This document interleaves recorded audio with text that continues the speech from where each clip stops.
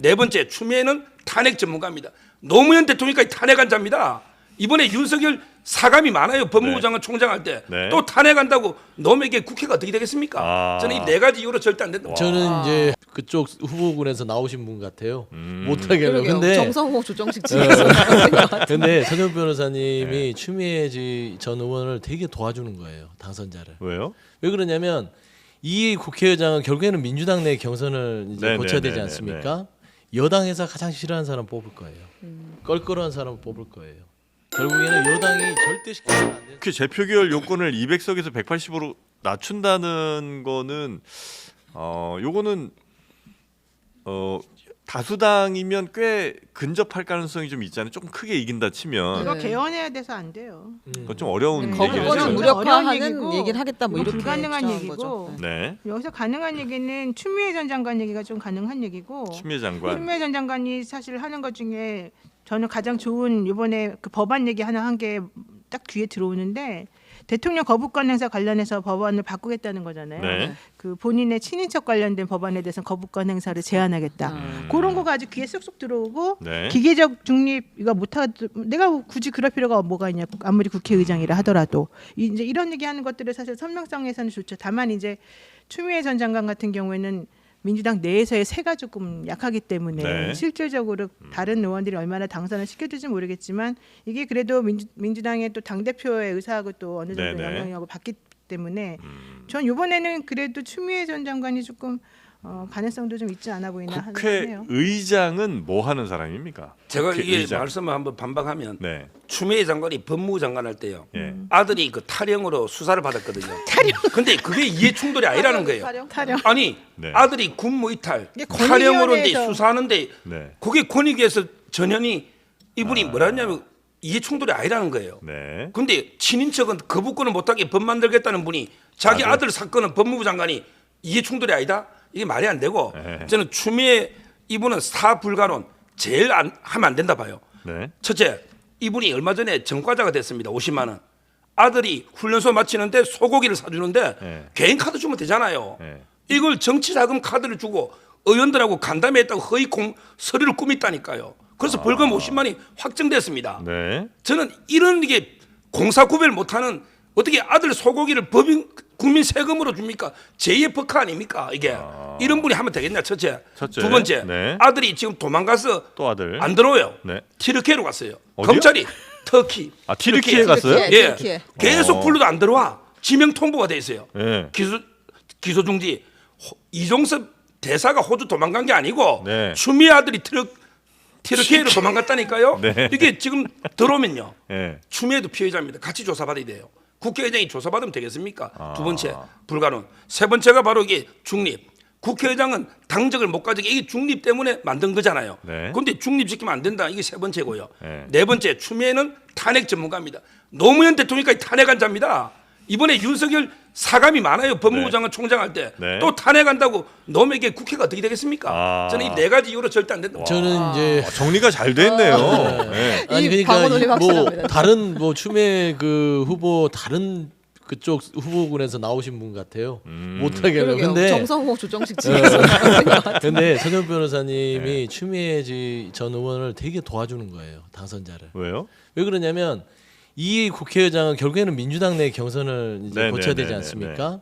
여당에서 가장 싫어하는 사람 뽑을 거예요. 껄끄러운 사람 뽑을 거예요. 결국에는 여당이 절대 시켜서는 안 된 사람을 뽑을 수밖에 없다. 왜 그래요? 왜 그러냐면 네.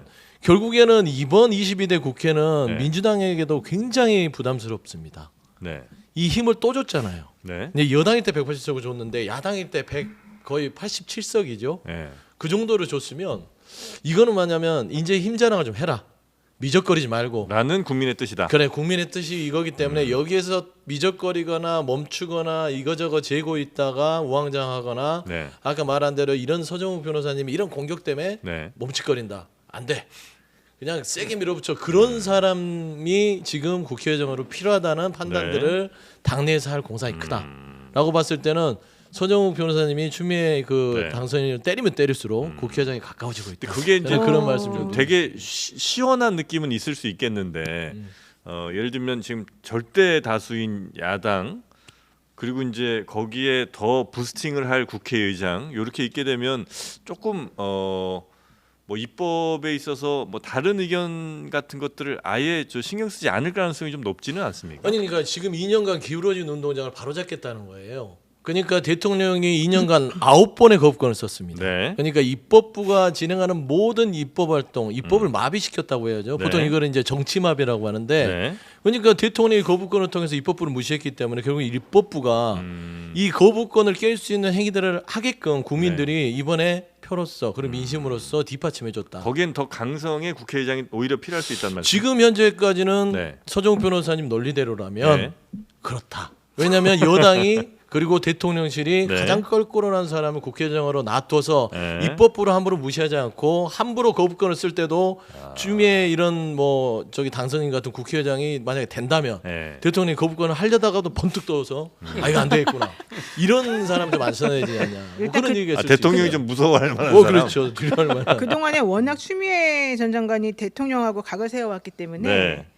근데 그동안에 사실은 이제 추미애 전 장관이 아주 뭐 제대로 이겼다고 보기엔 좀 어려운 부분들이 많았었잖아요. 그러니까 이번에 아마 좀 제대로 해봐라라고 하는 것도 있을 것 같고 네. 서정욱 변호사 말 들어보니까 무슨 추미애 스토킹하는 사람이야 이런 생각이 들 정도로 자세히 알고 있어서 네. 야 이거 좀 오히려 괜찮다 이런 생각이 들었고요. 50만 원 벌금 전과자들 수두룩 뻑적합니다 이번에. 그래서 국회의원들 네, 가운데? 네, 네. 50만 원 벌금 정도는 그 정도 괜찮다. 오히려 이렇게 생각할 수 있고 더 중요한 거 네. 노무현 대통령도 탄핵시킨 사람이야 이 사람이.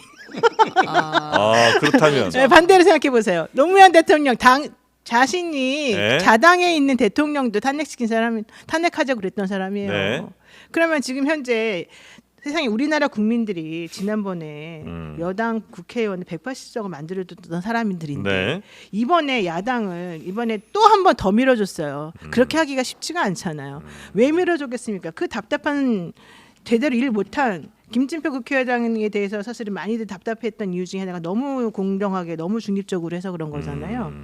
그렇기 때문에 이번에 마지막으로 한 번 더 기회를 줬는데 그거 추미애 잘할 수 있겠지 이런 믿음을 가지고 사실 하는 거란 말이에요. 그러니까 오히려 이런 면에서는 네. 진짜 아까 말씀하신 것처럼 추미애밖에 없네 이 생각이 차라리 들 수도 있어요. 물론 안 좋은 건 이제 거칠고 네. 그런데 이번에 오히려 선거를 하는 과정 중에서 추미애 전 장관이 많이 지난번보다 달라졌어요. 세련되게. 그래서 오히려 좀 저는 더 낫다. 저는 좀 보태면 네. 정성호 그러니까 의원도 나쁘지 않아요. 좋아요. 정성. 왜냐하면 여기가 따지고 보면 또 반반이 섞여 있어요. 네. 강성과 어떤 본인 소신이 명확하고요.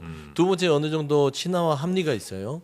거기다 이재명 대표와 물론 이제 이 국회의장 자리는 중립이지만 가장 의석을 많이 가진 야당 대표와 호흡이 가능하다. 네. 라는 측면에서는 그러니까 매운맛이 필요하다. 가장 매운맛이 필요하다면 추미애고 매운맛이 필요하다면은 이제 정성호 의원.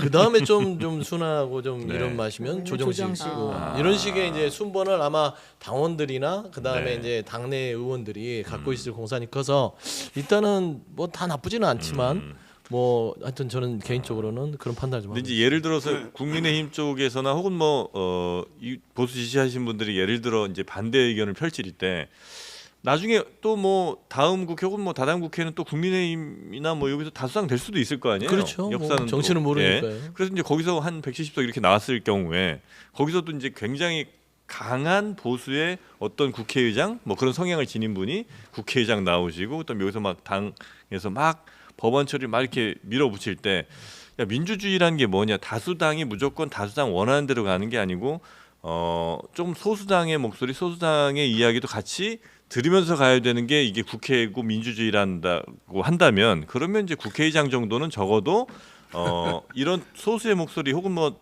다수당이 아닌 목소리도 꽤 경청하는 사람을 해야 될 거 아니냐고 주장 혹시 하실 거 아니에요? 에이, 아니 아니죠, 그러니까 이게 아니 이제 저 봐봐요. 그래 제가 첫 번째 얘기 들으면 국민의힘이 향후 한 10년간은 예, 예. 다수당이 되기는 윤석열 대통령 국정 운영하는 거 보면 어려울 것 같고요. 두 번째는 뭐냐면 이게 그 말하자면 그런 아까 정프로님이 얘기한 대로 그게 네. 맞아요. 네. 그런 식의 정치가 되는 것이 가장 이상적이죠. 음. 그래서 윤석열 정부 2년을 그렇게 얘기해 왔고 몇 번이나 야당 대표가 만나서 이야기하자는데 외면당했잖아요. 협치가 사라졌다는 게 좋은 말이고 아예 그냥 취급도 안 했어요. 그러니까 이런 차원에서 정상적인 국정 운영이 아니기 때문에 네. 이 부분은 그런 고상한 얘기를 할 때가 아니다. 그러니까 저희가 2년 동안 속았어요. 네, 네. 아 협치하겠지, 좀 기다리면 만나주겠지, 야 입법부를 존중해주겠지. 그래 8번 거부권 하는데 9번 하겠어 하면서 9번을 기다렸잖아요. 거부권을. 근데 국민들이 이번엔 그래요. 더 속지 마. 민주당 너희들 이번에 또 속으면 이제 너희들 버릴 거야. 이거거든요. 이번에 그렇지. 속지 말고 또 속으면은 이제는 민주당이 심판받기 때문에 민주당은 여기서 주저함 없이 네. 그래 가야지 말한 대로 고상하게 그 교과서에서 나오고 이상적인 것만 하면서 고과 네, 선비처럼 가서는 지방선거도 있고 대선도 있어요. 아이고 이번에 제대로 못하면 저희가 맞습니다. 끝장이야 끝장.